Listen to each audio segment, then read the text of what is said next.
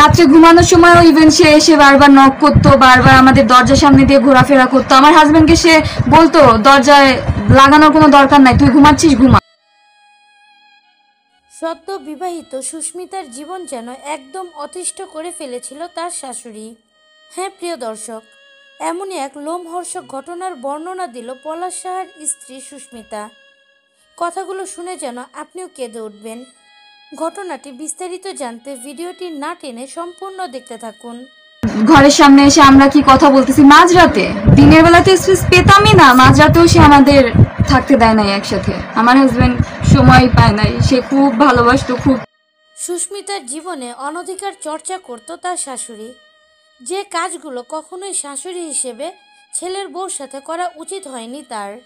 এমন কিছু ঘটনা ঘটিয়েছে সুস্মিতার শাশুড়ি, যে ঘটনাগুলো একজন স্ত্রীর জন্য মেনে নেওয়া খুবই কঠিন।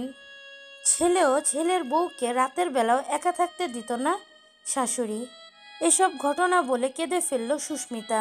এসব ঘটনার জন্যই প্রাণ দিতে হলো পলাশ সাহাকে।